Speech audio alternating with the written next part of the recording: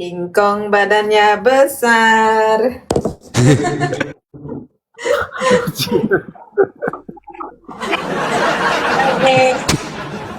Itu akun Bunda Hana itu bukan bukan Bunda Queen kah? Nggak punya, saya punya akun cuma satu ini doang. Nggak punya akun lain. Kecuali ada yang lain satu ya. Oh, tapi dulu kan pernah ada di sini Bang Yon ya? Bunda Hana itu ya?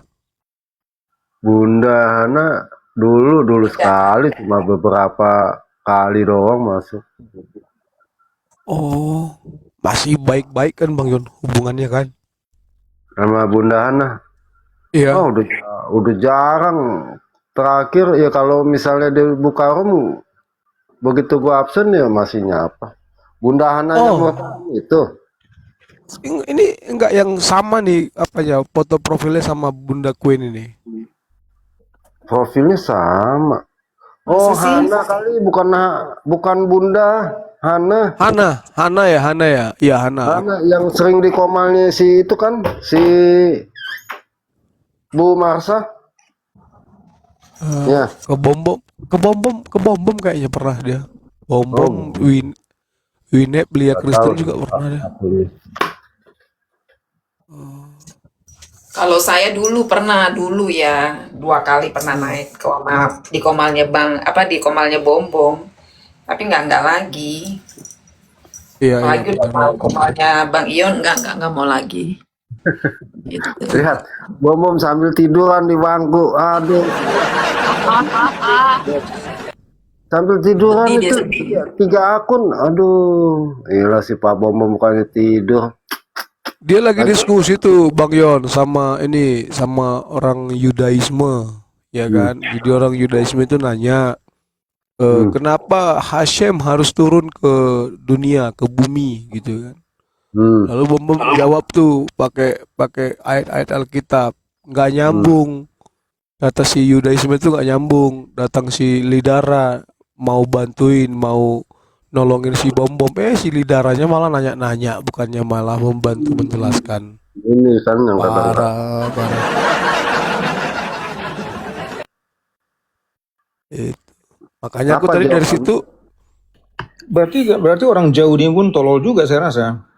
Tanya aja mengapa malah Yahweh yang turun, bukan Yahweh saja yang turun berbicara dengan Abraham atau berbicara dengan Musa. ya kalau aku sendiri menilai Pak Dedro kan, kalau aku yakin Yudaisme itu tahu, paham kenapa Hashim atau kenapa Yahweh yang turun. Tapi mungkin dia kan mau kan si Bomom dari tadi kan menjelaskan bahwa Yesus itu tuh nggak punya pribadi manusia kan gitu kan. Yesus tuh nggak punya pribadi. Iya, bener. Tadi dia Itu aja terus. Aduh. iya, itu yang dia terus ini kan. Nah, yang di bawah itu kan pada nanya kalau dia nggak pribadi manusia, berarti yang disalib tuh pribadinya Tuhan dong, gitu kan? Ya itu kan konsekuensi logis itu, Pak Dadru ya. Ya. Jadi ketika kita mempercayai paham yang memang saklek menurut saya ya, gitu ya. Karena kalau dia nggak punya pribadi manusia, berarti yang disalib itu pribadi Tuhan. Jadi Tuhan disalib kan gitu. Nah naiklah si Yudaisme itu sehingga si Yudaisme itu apa namanya terusik dengan kata-kata ya mungkin dengan kenapa Tuhan harus turun atau Hashem harus turun menjadi manusia, kenapa Hashem harus turun ke dunia kan gitu, karena mungkin di pikiran dia kan udah banyak tuh Hashem kan pernah turun jadi manusia, pernah berteofani, pernah ini kan gitu kan. Jadi ketika itu ditanyakan kepada Bom, ternyata hal dasar yang ditanyakan itu Bom juga nggak paham gitu loh, sampai Lidara harus ngomong juga tapi eh, malah nanya ngalor ngidul. Yudaisme itu percaya 613, ini enggak, kalian masih kerjakan ini enggak lah. Jadi lari dari apa yang ditanyakan gitu tadi. Makanya saya udahlah, udah ada malas dengan diskusi seperti ini, hanya mau mengaburkan inti pertanyaan dari si Yudaisme itu kan. Harusnya tadi mereka jawab kan. apa dasarnya mereka mengatakan bahwa Tuhan itu turun ke dunia gitu. Lalu seperti apa? Harusnya gitu tadi berkembang gitu, tapi sih saya nggak mendapatkan itu, malah jadi nanya-nanya doang sama kayak kata Bang Yon. Kok malah bertanya kata Bang Yon kan? Gitu Bang Yon. Iya, itu betul-betul bukannya tidur bunda, bunda di bangku deh. Coba lihat deh teman-teman ya. Aduh, entar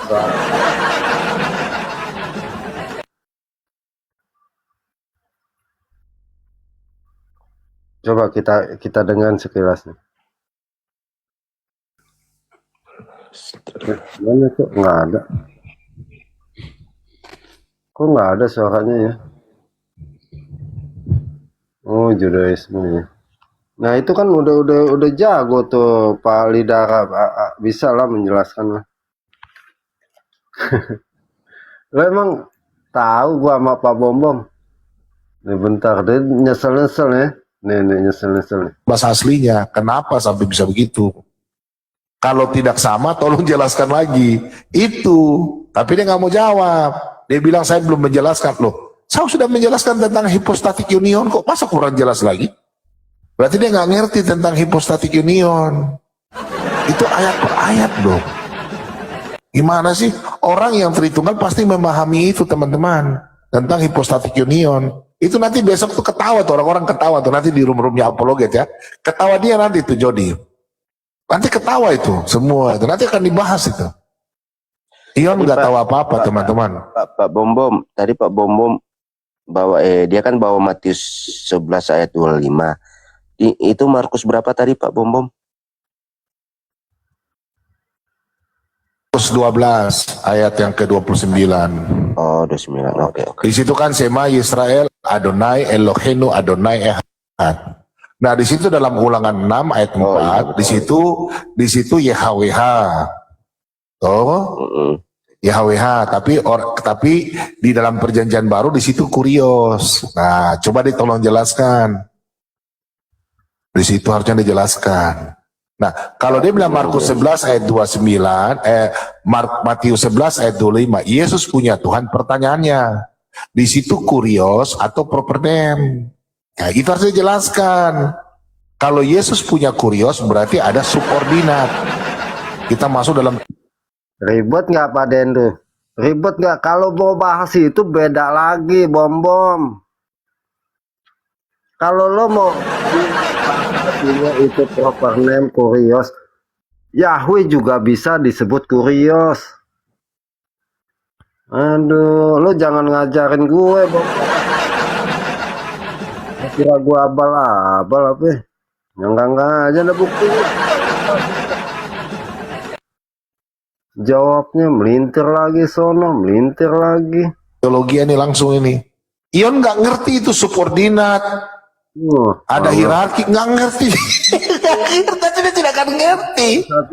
Jadi saya buang garam di laut. Buang mutiara ke dalam mulut babi. Aduh Tuhan. Jadi nggak level lah. Saya diskusi sama dia lah, bikin malu lah. Saya apa? Saya rasa geli sudah tadi tuh. Percuma ya, minta maaf ya, percuma saya diskusi ya. Inilah. Dia bilang Saya pertama Bang Yon, Bang Dedru, kalau aku ini bisa jadi sharing lah, coba ya. Kalau kita bilang Allah kita itu yang Tritunggal itu punya proper name, saya kayaknya kurang setuju deh. Iya kan? Karena kalau nama itu kan biasanya mengidentifikasi ke sosok yang punya nama itu gitu. Sementara ketika Musa bertanya kepada yang dia lihat di semak-semak belukar itu dalam berupa api yang tidak membakar semak belukar itu, kan dia bilang apa? Aku adalah aku lah. Bagaimana kita menjelaskan aku adalah aku yang tidak teridentifikasi dan tidak terbatas itu gitu loh. Jadi kalau Bom bilang ini Tuhan dalam hal ini Tuhan proper name apa Tuhan general name? Ya kalau general name saya setuju, tapi kalau kalau Tuhan yang proper name ya saya nggak setuju, karena menurut saya Tuhan kita tuh nggak bisa diidentifikasi dengan namanya kan gitu kan setiap nama itu kan di tradisi orang Yahudi itu kan punya arti gitu kan Bang Yon ya. Nah sementara bagaimana kita mau mengartikan nama Tuhan ya, kalau kita bilang nama proper name-nya itu adalah YHWH, bagaimana kita mau mengartikan YHWH sementara yang dia sebutkan bahwa aku adalah aku. Artinya aku adalah aku ini bisa tak terbatas kan kita mengartikannya. Itu gimana Bang Yon coba? Ya, kalau di dalam perjanjian lama jelas bahwa Allah yang disembah bangsa Israel, yang disembah oleh Abraham, Ishak dan Yakub, itu namanya YHWH. Contoh satu ayat, Yesaya 42 ayat 8. Aku ini YHWH, itulah namaku.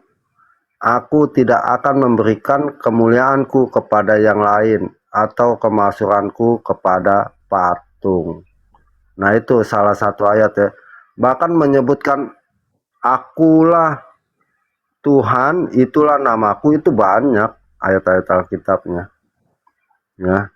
Jadi merujuk kepada, kalau di bahasa Indonesia, Tuhan huruf besar semua kan. Kalau nggak salah, kalau misalnya kita Google tuh sekitar kurang lebih ada 3.000 nama Yahweh di situ. Tapi kan nama Yahweh itu ketika Tuhan Yesus datang, Yesus Kristus itu adalah Yahweh juga, ya. Kalau kita baca di di Yohanes 1 ayat 29 gitu. Ya, ketika Yohanes Pembaptis ayat 29, luruskanlah jalan bagi Yahweh. Tuh. Nih, sebentar bacanya.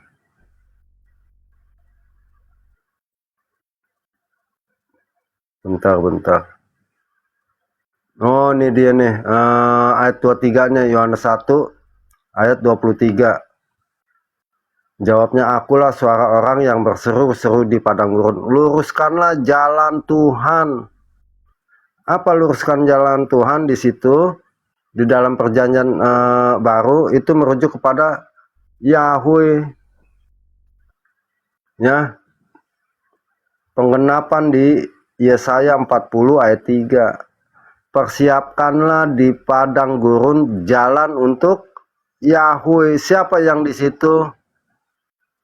Yaitu Yesus Kristus sebagai anak domba Allah yang menghapus dosa dunia. Itu.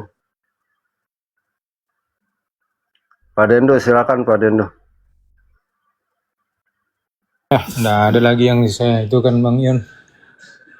Kenapa? Maksudnya jawaban. Gimana Bang Yon? Enggak, maksudnya si Lambadia bintang Daud ini dia kurang sepakat juga tentang bahwa YHWH itu proper name gitu. Nah, menurut Pak Dendru gimana? Ya, saya rasa sih dia Allah itu nggak perlu punya nama. Jadi kan begini, Musa bertanya, bagaimana saya nanti kalau ditanya orang namanya siapa, kan begitu. Jadi katakanlah, ya, aku adalah aku, kan begitu. Aku adalah aku itu. Jadi enggak, sebetulnya memang bukan proper name, tapi nama keagungan boleh dikatakan begitu. Karena apa? Karena orang mau meminta nama supaya dikenal, supaya diagungkan, kan begitu. Tapi pada prinsipnya Allah itu nggak ada nama. Dia ketika sebelum ini ada, ya kita kan bisa menalarkan bahwa dia nggak punya nama sama sekali. Tapi ketika manusia bertanya siapa dia di dalam interaksinya dengan manusia, dia sebut, tapi bukan itu proper name-nya. Saya setuju tapi kalau dikatakan nama keagungan, Karena aku adalah aku sudah ada, yang telah ada, yang ada dan yang akan ada, kan begitu. Aku ada, kan itu namanya. Jadi ya saya setuju kalau itu bukan proper name dalam arti seperti Ion begitu. Buat apa dia punya nama? Secara ontologi dia tidak punya nama, tetapi ya itulah maksud saya. Kita mengenal dia dengan nama itu supaya kita panggil, bisa supaya kita hormatin begitu. Nama yang sakral bisa kita muliakan begitu. Nama keagungan lah gitu. Dengan nama itu kita mengagungkan dia.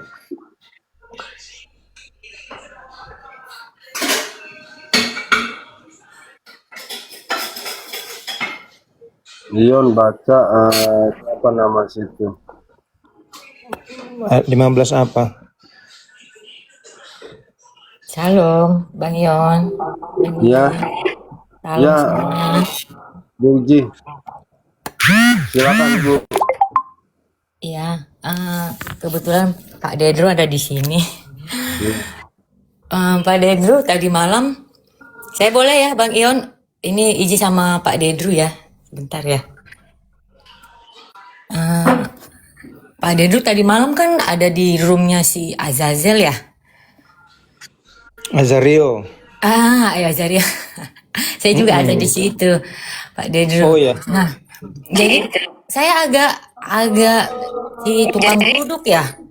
Tukang geruduk itu agak ini ya penjelasannya ya terkait apa namanya penulisan di kitab kita gitu kurang mampu menjelaskan. Dan kemarin karena saya udah agak ini keluar gitu.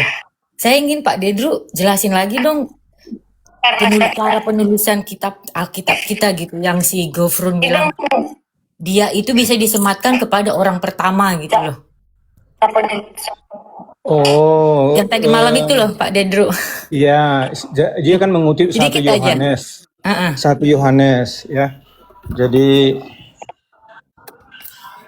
1 Yohanes itu bentar ya. Nah, nih. Siapa yang menulis 1, 2, 3 Yohanes? Ya toh? Nah, tadi siapa sih yang orang Islam itu yang si Gofur atau si orang Islam ya?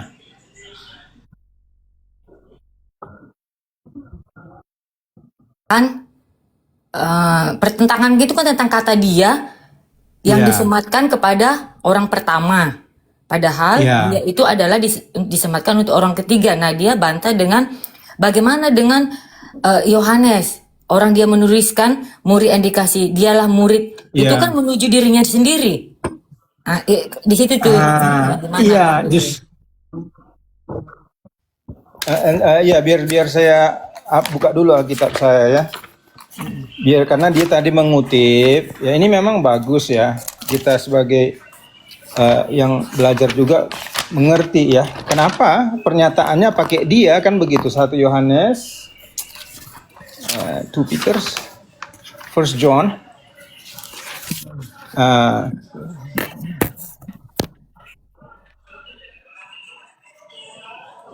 Yang dikutipnya tadi di Yohanes lupa saya di 1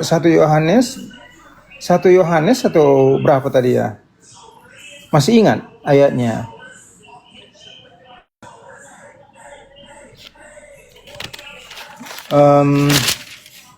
Bang Dedro saya juga agak lupa ya yang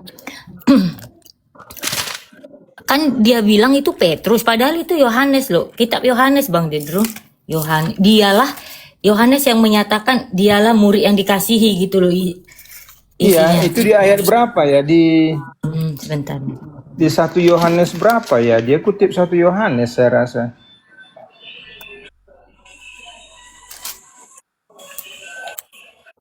Nah, kan Bang Dedro jelasin tata cara penulisan Alkitab apa?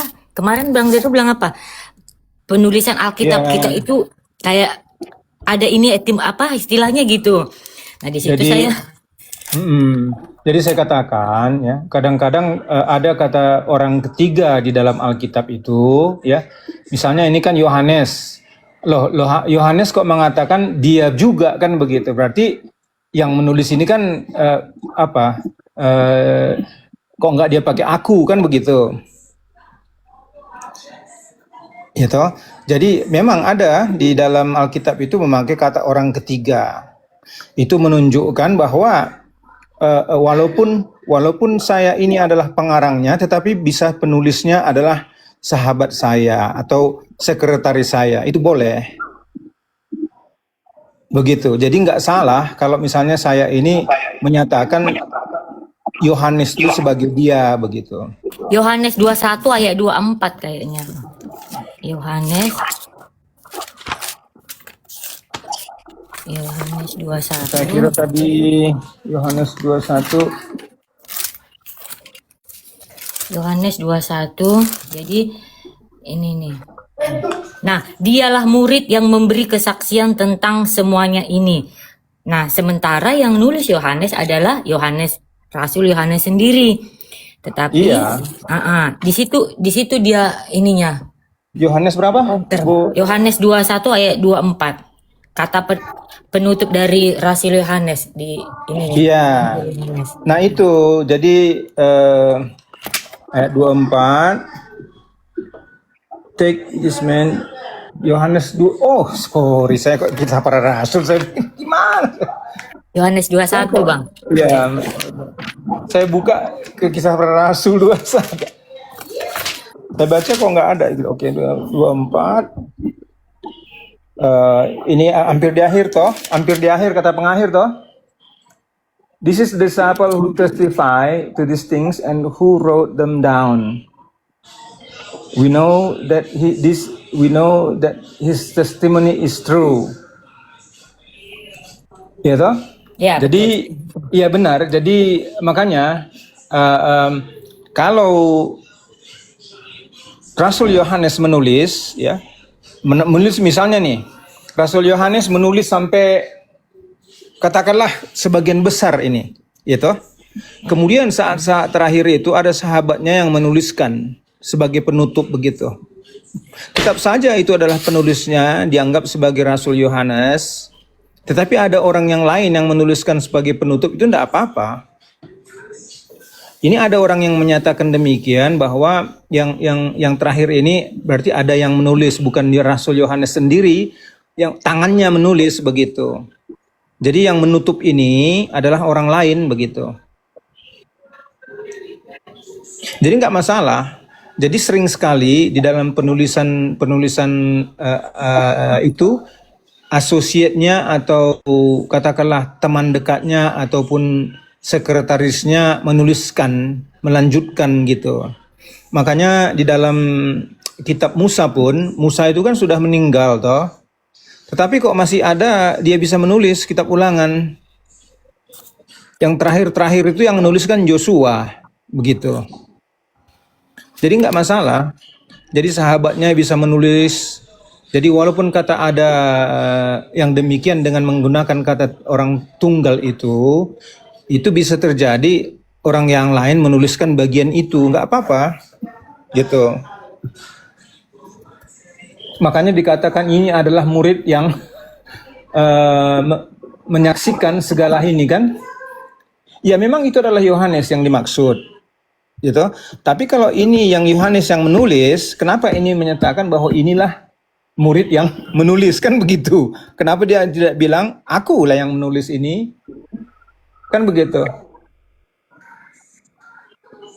Karena pertentangan kemarin itu kan gini, kita dari pihak Kristen bilang gini, kenapa di Al-Quran itu di Al-Baqarah berapa itu ya, bukan akulah yang menciptakannya, kan di tulisannya itu katakanlah dialah yang menciptakan langit bumi gitu ya. Langit dan bumi, iya. Di Quran itu kan, di Quran mereka dialah gitu. Nah, karena kita menuntut bahwa harusnya akulah gitu ya, kata si tukang duduk. Nah, dia bawa si gofurnya bawalah ke Yohanes ini kan. Yohanes ini, ya. Di Alkitabmu aja ada kata dia yang merujuk kepada orang pertama dituliskan. Ya. Nah, gitu kan ya Bang Dedri ya. Nah, tapi kan kalau di Quran itu katakan dialah itu kan pakai udah perantara berapa kali sebenarnya ya, Pak Jibril sama suruh nuliskan ke nabinya. Kalau ini kan memang Yohanes nulis sendiri ya. Nulis bisa juga nggak dia menuliskan bahwa dialah, maksudnya menuju ke aku gitu. Dialah yang memberikan kesaksian tentang semua ini. Karena memang kan Yohanes nggak pernah menyebutkan dirinya, dia selalu kayak merendah gitu. Kalau di kitab Yohanes ini kalau kita baca ya, dia kan nggak pernah bilang aku, atau dia selalu apa ya, kayak gimana ya, dia orangnya nggak pengen show off lah gitu ya. Kalau kita baca Yohanes ini gitu, nggak pengen memberitahukan identitasnya gitu. Gitu nggak sih Bang Dedru? Kayak gitu nggak sih maksud aku gitu. Kalau penjelasan dari kita. Kalau masih Al-Quran tadi ya. Kalau di dalam Al-Quran itu memang bisa dipertanyakan karena apa? Karena sebetulnya siapa sih yang menulis Al-Quran? Kan begitu. Kalau itu kita tahu bahwa itu Al-Quran sudah ditulis di Lauh Mahfuz, kan kita merasa aneh nih, dia. Karena kalau menurut mereka itu Al-Quran itu kan tadi kita bahas itu mengenai Abdul Somad toh. Abdul Somad mengatakan segala-galanya itu sudah ditulis, artinya oleh pena, ini yang diciptakan pertama kali oleh Allah. Allahnya itu adalah pena, itu menuliskan segala sesuatu termasuk yang ada, yang akan terjadi, dan termasuk Quran ini ditulis sudah. Nah, berarti yang di surga itu, yang di Lauh Mahfuz itu ya, dan kemudian diturunkan, berarti dia sudah tertulis dulu toh. Berarti bisa dikatakan yang menulis Al-Quran ini Allah itu sendiri kan? Bukan kan begitu? Yang menulis Al-Quran ini kan Allah sendiri. Dia memberitakan kepada sang pena ini menulis apa saja yang keluar dari mulut Allah, kan begitulah ceritanya. Nah, ternyata kita temukan ayat mengatakan dia itu dia adalah pencipta. Loh, mengapa dia nggak mengatakan aku? Logika toh? Kalau dia yang menuliskan gitu ya. Ya, karena memang itu perkataan yang dituliskan orang lain, dituliskan oleh pena ini. Jadi itu letter verbatim, apa yang dikatakan Allah itu tertulis demikian, dia. Berarti Allah itu sendiri mengatakan dia. Karena Allah itu tidak menulis untuk orang lain. Kalau saya, katakanlah saya sahabat Rasul Yohanes, ya, menutup apa tulisannya itu, ya, katakan dia tutuplah tulisan ini. Seperti inilah bunyinya, kan begitu. Itu saya memakai kayak bahasa saja, saya bisa menggunakan Rasul Yohanes sebagai orang ketiga toh. Tetapi di dalam hal Al-Quran tidak boleh. Kenapa? Karena itu adalah verbatim dari mulutnya sendiri.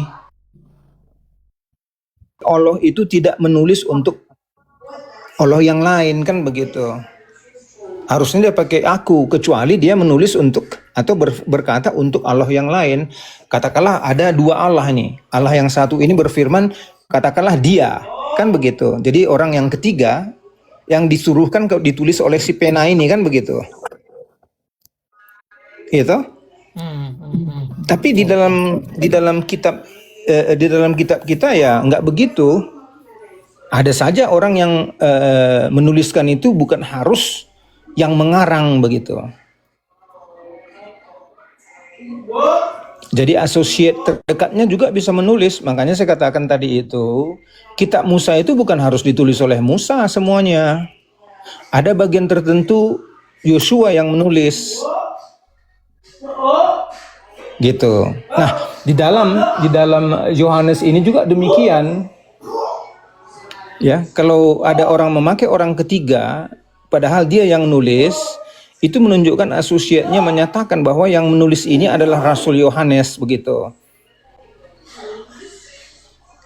Artinya sekretarisnya gitu ya. Ya, seperti itu.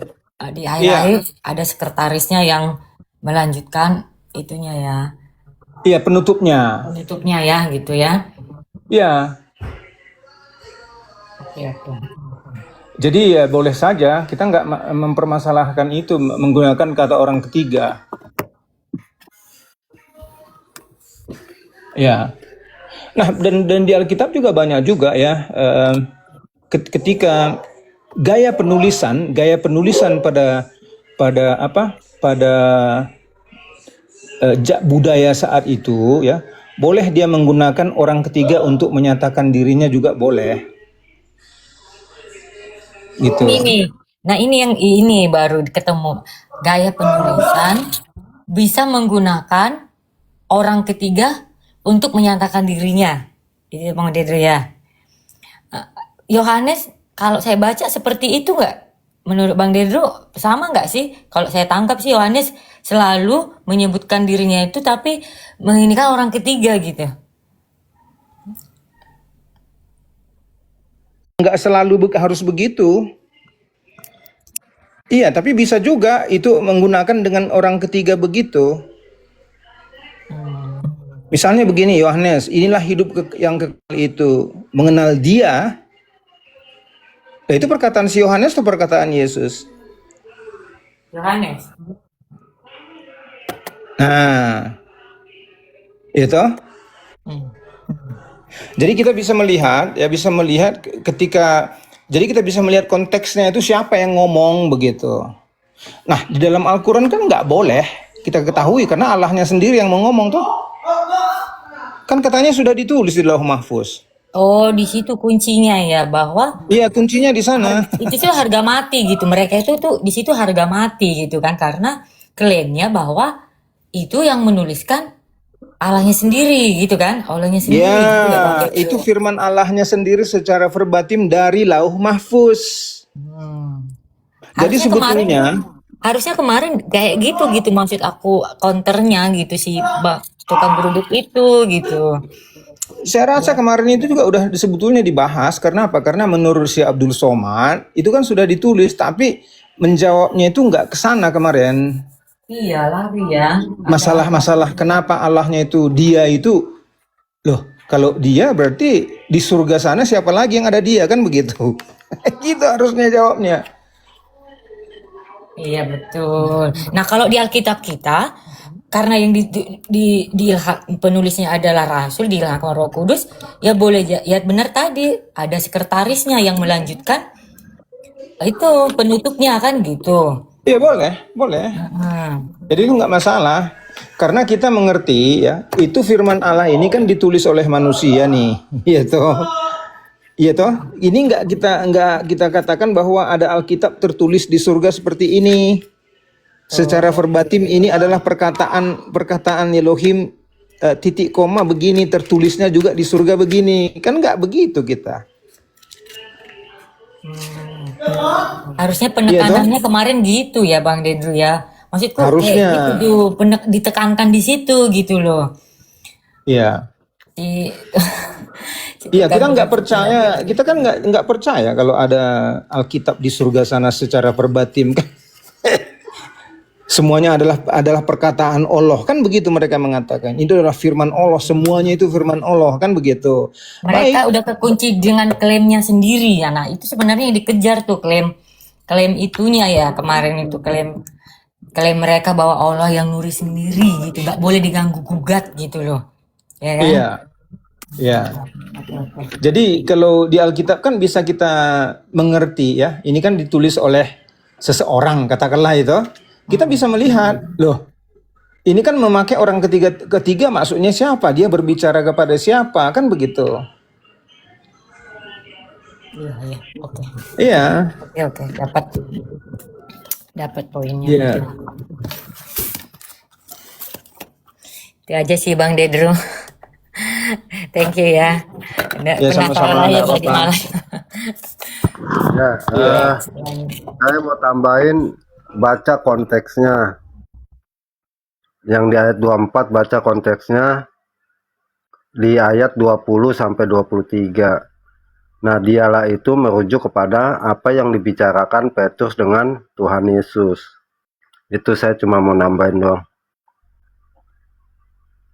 Gitu, Bang. Ya. Kita apa setuju tadi, yang dimaksud itu adalah muridnya itu ya, itu yang apa yang namanya yang dikasihinya itu memang Yohanes. Itu tadi nggak ada masalah itu Bang Ion. Jadi masalahnya ini dia menggunakan kata orang ketiga. Kalau Yohanes yang menulis ini, mengapa lantas di penutupnya itu dia mengatakan pakai orang lain yang nulis? Sepertinya dia ada orang lain yang menulis, bukan dia nggak mengatakan aku gitu loh. Kalau saya bilang justru menunjukkan dengan konteks yang ada di atas bahwa dialah murid, artinya yang barusan dibicarakan di ayat 20 sampai 23. Dialah murid. Maksudnya murid siapa sih? Ya murid yang dikasihi, yaitu Yohanes. Itu merujuk kepada konteks ayat Alkitab di ayat 20 sampai 23. Maksudnya Iya, tentang tapi yang dibicarakan ketika ayat 20 sampai 23 tentang siapakah murid yang dikasihi. Tuh, kita tahu siapa? Yohanes. Lalu dia penutupnya, dialah murid yang memberikan kesaksian. Maksudnya dialah murid itu merujuk kepada yang tadi di 20 sampai 23 gitu. Jadi bisa iya, jadi ketika misal kita sesuai konteks ya, kalau saya sesuai konteks. Ketika kita lagi bicarain begini ya, di Komal lah, contoh di Komal begini-gini. Nah, lalu ketika saya menulis sebuah buku, ketika misalnya Pak Dendro ya lagi bicara begini, lalu Pak Dendro mengasihi saya gitu. Lalu lagi ini lanjutlah konteksnya gitu ya. Dialah yang menyaksikan semuanya tentang apa yang dia menulis, kita tahu bahwa kesaksiannya benar. Itu aja sih kalau saya iya. merujuk pada konteks. Iya, nggak masalah. Ya, memang ia merujuk kepada Rasul Yohanes, tahu jelas sekali. Tetapi coba baca Bang 24-nya. Ini adalah murid yang menyaksikan segalanya ini dan menuliskannya. We know, kami tahu bahwa kebenarannya dia itu adalah kesaksiannya benar lah. Kalau Yohanes tangannya sendiri menulis ini Bang Ion, ada pernyataan demikian. Iya, pernyataannya bahwa Yohanes dialah murid yang ayat 24 kan, dialah Iya. murid. Ya, dialah murid itu merujuk kepada konteks di 20 sampai 23. Iya, tapi kalau penulisnya menyatakan demikian kan orang kan merasa aneh tuh. Gini Bang Yon, tadi malam itu Ngerti nggak ngerti Bang Yon? si Gofurnya Nggak, mengcompare, kita bertanya nih, kok kalau Allah yang nuliskan pencipta langit bumi ini kan harusnya kan dia ngomong akulah. Kenapa di Quran itu tulisnya dialah. Nah dia compare dong sama si Yohanes ini. Lah Yohanes juga nulis kitab Yohanes tapi dia ngomong dialah. Nah gitu tuh. Iya. Tuh. Itu Bang Ion. Bang Deju. Iya. Maksudnya kalau di dalam Alkitab itu ada konteksnya. Kalau mereka kan kagak nyambung. Oh, dari Iya, situ juga boleh ya. Betul-betul. Bisa Iya, dari konteks kalau kita di mengetahui dalam maksudnya. ada.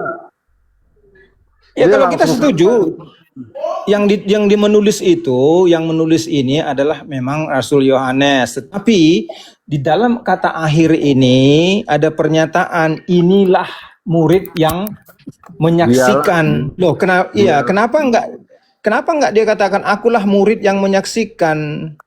Jadi memang sepertinya ada orang yang menuliskan ini tentang Yohanes kan begitu sebagai penutur.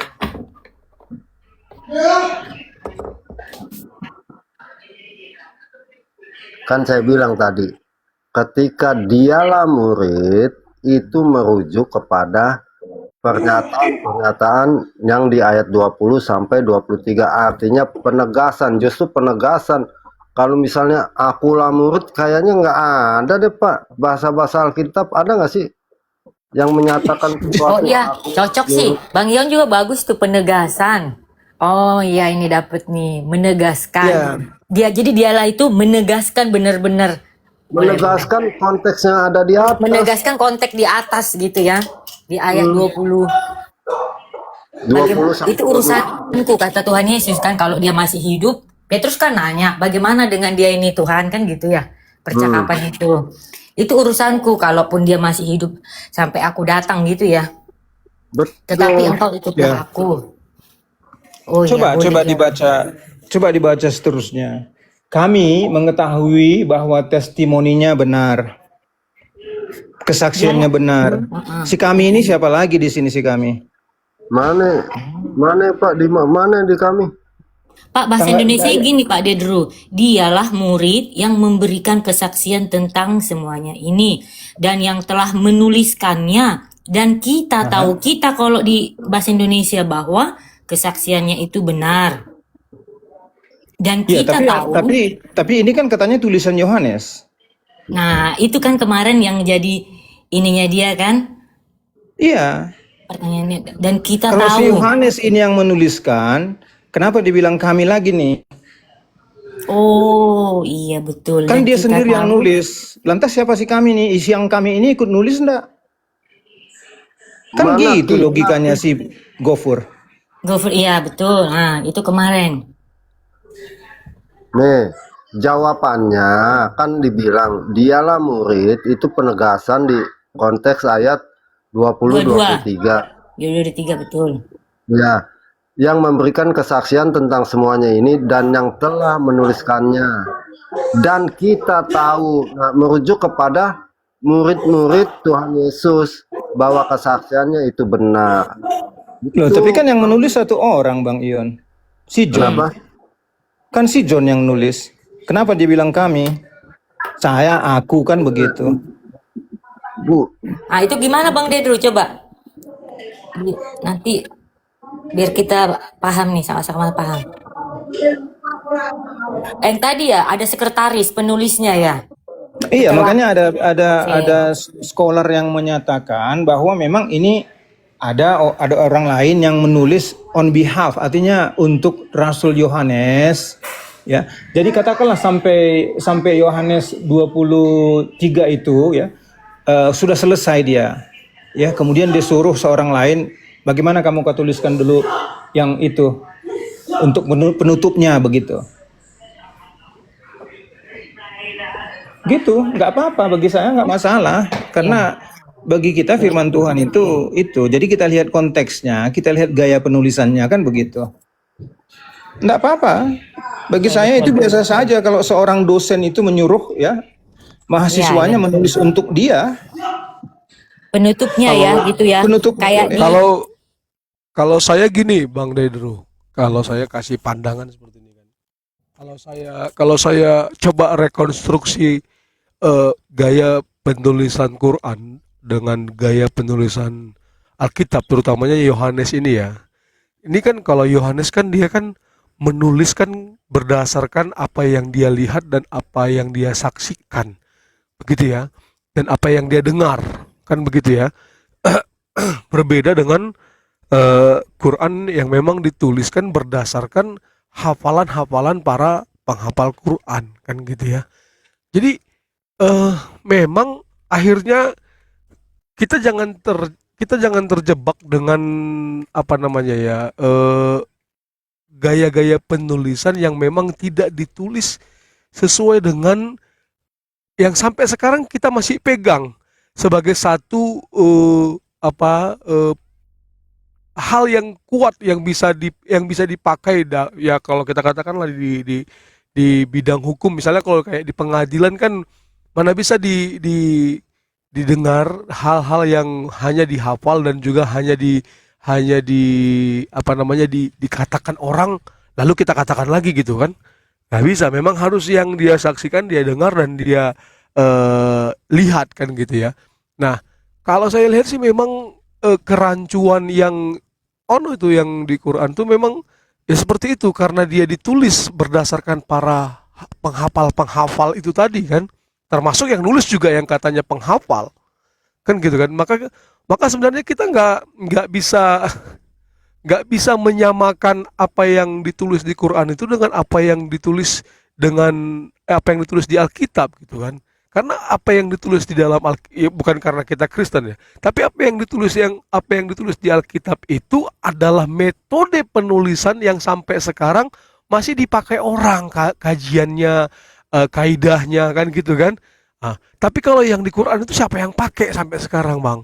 Diceritakan sehingga seperti ya mohon maaf ya, seperti dongeng gitu. Jadi bagaimana kita bisa menjelaskan kami di Quran itu sementara yang menyaksikan bukan yang menulis, yang mendengar bukan yang menulis, kan gitu Bang ya, Bang Dedru ya. Jadi memang agak kacau itu.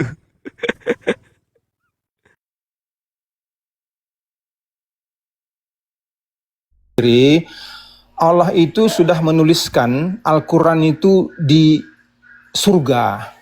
Jadi sudah tertulis duluan di surga. Ya, ngerti nggak maksudnya? Jadi ini sudah tercipta Ngerti. sejak kekekalan tulisan atau yang apa yang dituliskan itu di Lauh Mahfuz itu sudah seperti apa yang tertulis di Al-Quran sekarang, kan begitu? Ngerti nggak maksudnya? Jadi itu nanti kan harus diturunkan tuh. Berarti itu secara verbatim harus sesuai dengan yang di langit sana tuh, katakanlah langit. Bagaimana kalau yang di langit sana berarti ada si dia lagi kan begitu. Ketika Allahnya berfirman dia adalah pencipta langit dan bumi, ya toh? Siapa lagi yang di mana di sana kan? Dia adalah Allah pencipta langit dan bumi. Siapa lagi yang di sana? Ya toh? Harusnya dibilang aku adalah Allah pencipta langit dan bumi, bukan dia. Kalau dia berarti di sampingnya Allah ini ada Allah yang lain, ada dua Allah jadinya kan begitu. Betul. Karena betul. Allah ini yang menyatakan Nah, ada itu benar dia. ya harusnya. Kalau itu memang itu yang menjadi masalah. Nah, kalau misalnya kan mereka tidak percaya kalau Al-Quran itu ditulis oleh manusia kan begitu. Tapi kan itu juga enggak mungkin nggak ada yang menulis Al-Quran. Makanya saya tanya tadi ke dia, siapa yang menulis Al-Quran kan begitu. Nah, kalau dia mengatakan itu Muhammad atau berarti oke lah kita katakan itu diturunkan ke Muhammad. Kenapa lantas itu dikatakan Muhammad yang menulis, tapi yang menulis sebetulnya adalah Zaid bin Thabit, kan begitu? Apakah karena ada orang lain yang menulis untuk Muhammad, itu bukan adalah karya Muhammad atau wahyu yang diturunkan ke Muhammad? Kan bukan begitu. Jadi kalau ada pun sekretarisnya yang menulis untuk dia itu nggak masalah. Tapi dalam hal ini Quran ini yang jadi masalah itu karena itu sudah ditulis oleh Allah di Lauh Mahfuz dari sejak kekekalan sebelum penciptaan ini ada, itu semuanya sudah diciptakan begitu. Semua apa yang kamu lakukan, ini Bang Lamdia ini nanti mau ditabrak mobil atau mau memulainya 5 anak, itu semua sudah dituliskan. Perkataan-perkataan Allah itu, dekrit-dekritnya semuanya sudah dituliskan. Nah itu yang jadi Quran begitu. Di Alkitab kan kita nggak begitu ceritanya. Makanya ini yang saya katakan tadi ya. Saya buka lagi ya. Mudah-mudahan bisa jelas ya. Nah, nih. Ini yang saya katakan tadi, Bu Gi. Yohanes 21:24 menggunakan peralihan ke orang ketiga jamak. Kita tahu bahwa kesaksiannya benar, yang kita sudah baca tadi, yang membuat banyak sarjana berpendapat bahwa seorang editor, anggota komunitas atau rekan dari murid yang terkasih itu menambahkan ayat penutup ini untuk mendukung kesaksian saksi mata. Jadi associate-nya ini ya, bisa menambahkan itu. Karena memang terjadi pergeseran kok. Kalau memang itu adalah tangan Yohanes yang menulis, kan dia harusnya ya jangan bilang kami kan begitu. Oh kita. Saya tahu kan karena dia sendiri yang nulis kan itu. Bukan dia nulis untuk banyak orang toh.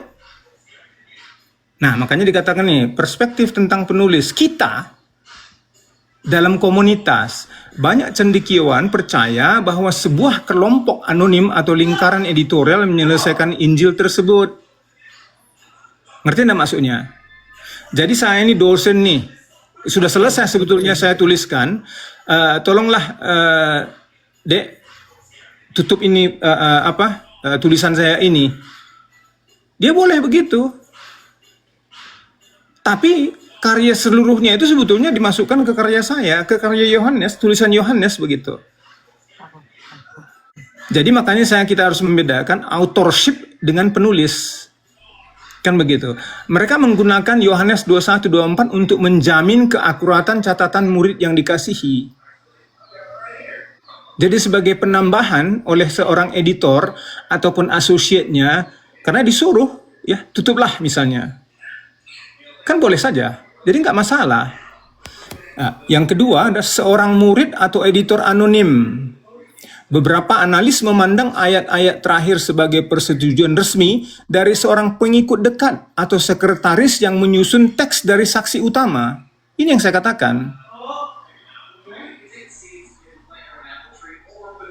Saksi utama itu Yohanes, tapi dia juga adalah teman pengikut atau sekretaris atau teman dekat, pengikut dekat yang menyusun teks tersebut. Gitu. Nah, pandangan tradisional, ajaran Kristen tradisional sering memandang peralihan tersebut sebagai kesaksian apostolik, di mana penulis berbicara tentang dirinya sendiri dalam sudut pandang orang ketiga, atau seorang rekan dekat mengkonfirmasi penyelesaian buku tersebut. Makanya saya katakan itu bisa dua-duanya. Tapi yang jadi masalah itu kalau misalnya kata kita tadi, lah kalau dia yang menulis ngapain dia bilang kita? Kan begitu. Dan bahasanya juga itu ada shift begitu. Ada kalau shift itu melompat begitu. Inilah ya, murid yang menyaksikan segalanya ini. Loh, kenapa kok bilang inilah? Bilang aja saya menyaksikan segalanya ini dan yang menuliskannya. Tapi kalau kita tahu we know, nah di sini jadi masalah. We know. Ya toh? Kalau memang Yesus lagi. Kalau misalnya ini adalah satu kelompok sahabat Rasul Yohanes, masuk akal begitu. Ada satu penulis yang menuliskan di tengah-tengah komunitas pengikut Rasul Yohanes ini mengatakan kami, kita. Jadi saya sebagai redaktornya menulis untuk pengikut Rasul Yohanes itu yang menyaksikan, ya, menyaksikan bahwa yang dikatakan oleh Rasul Yohanes ini benar, begitu. Gitu. Jadi jelas sekali perbedaannya dengan Al-Quran jelas. Jadi kalau di Alkitab, karena memang itu adalah ditulis oleh tangan manusia, tidak ada tertulis di surga, ya memang boleh-boleh saja. Kita tidak mengatakan itu tertulis di Lauh Mahfuz atau udah ditulis duluan sebelum dunia terjadi. Siapa yang bilang? Kan aneh tuh. Masa Alkitab ditulis sebelum dunia terjadi? Ya, ini adalah hanya fotokopinya saja yang daripada yang ada di surga. Kan aneh tuh. Gitu Bang Bu Jida, udah ngerti tuh maksud saya? Paham. Nah, maksudnya kayak gini Pak harusnya penjelasannya. Kita kejar klaim mereka itu loh yang Abdul Somad bilang itu bahwa udah ditulis di sana lah. Siapa lagi yang di surga selain dia? Iya, benar, itu. Itu harusnya yang dikejar gitu maksud aku. Iya. Nah, kemarin itu Siapa dia lagi kok masa Allahnya berfirman menuliskan dia, berarti ada Allah berapa Allah di surga sana, kan begitu. tuh. Nah, itu poinnya di situ harusnya. Nah, kalau di kitab Yohanes di Injil Yohanes kan kita nggak pernah mengklaim bahwa dia satu-satunya orang yang hidup di dunia ini dia menuliskan itu kan gitu. Kita nggak pernah klaim gitu. Yohanes kan tinggal dalam komunitas, ya kan? Artinya penjelasan Bang Dedu tadi sangat dipercaya gitu bahwa ada yang menuliskan di akhir, sekretarisnya atau rekannya atau ininya ya kan gitu. Paham. Gak Saya katakan, saya mau membuat analogi, mungkin dia nggak tahu juga ya kalau Kitab Taurat Musa itu diasosiasikan kepada Musa memang, tetapi dia memiliki sekretaris juga, yaitu Yosua, tangan kanannya. Gitu. Ya, jadi memang semuanya itu diwahyukan kepada Musa toh. Ya, Musa menulis misalnya. Kemudian dia katakan kepada Yosua, tolong tuliskan begini, ditulisnya lagi, kan begitu. Ya tidak masalah bagi saya, karena itu memang ditulis oleh manusia. Jadi ketika Allah mengatakan kepada Musa, tuliskanlah ini, ya kenapa nggak bisa si Musa mengatakan kepada Yosua misalnya, tolonglah dek, tuliskan begini. Kan wahyu dari Allah juga kepada Musa. Walaupun Yosua menuliskan, ya tetap saja Musa itu menuliskan itu begitu, karena itu sebetulnya ya diarahkan ke Musa. Jadi redaktornya kan ada. Kan gitu. Bagi saya tidak masalah. Masalah nanti kitab Ulangan itu ditulis oleh Musa semua yang terakhir, padahal Musanya udah meninggal. Jadi yang nulis sudah meninggal. Gitu? Masa dikatakan Musa meninggal? Loh, kalau dikatakan Musa meninggal, Musa yang menulis, misalnya orang meninggal bisa menulis. Bisa nulis. Oh iya, betul. Betul. Iya, betul. Iya. Kan gitu.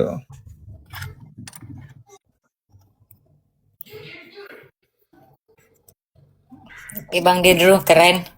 Jadi apa istilahnya, kita bisa mengcounter, kita bisa inilah ya, dengan belajar kayak gini. Gitu.